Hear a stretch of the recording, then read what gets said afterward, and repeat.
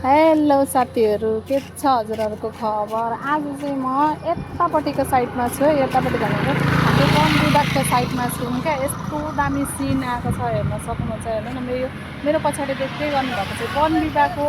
प्रायः जस्तो म माथिल्लो साइडबाट हिँड्थेँ, त्यतापट्टि चाहिँ पुरै आज कामहरू भइरहेछ नि त। टिप्परहरू पुरा अब बर्खाको बेलामा त्यहाँ नालाहरू खन्दैछ, खै के गर्दैछ है। एनसेलको अब त्यो टावरहरू लाउनलाई खै के गर्दैछ क्या। त्यो साइड यति भिडभाड छ है।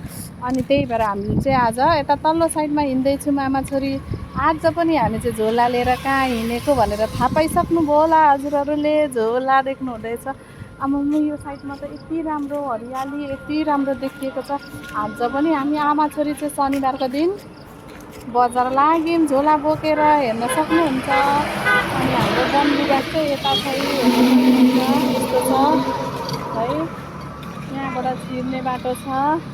आम्मु बिरालो, कति राम्रो बिरालो, कति राम्रो, हेर्न सक्नुहुन्छ। वाउ, म्याउ म्याउ, नचलाऊ है। आऊ, ता छोरी र मलाई चाहिँ डर लाग्यो। पहेँलो टाइपको बिरालो छ हौ। हाम्रो ठ्याक्कै वन विभाग जाने बाटो चाहिँ यहाँबाट है, हेर्न सक्नुहुन्छ। आमा छोरी चाहिँ अब बजार लाग्यौँ। यताको साइडमा पनि हजुरहरूलाई देखाइदिँदैछु। आजको मौसम त यति शीतल छ, दिउँसो पनि पानी पर्यो साथीहरू। अनि अहिले पनि अब यस्तो शीतल छ है।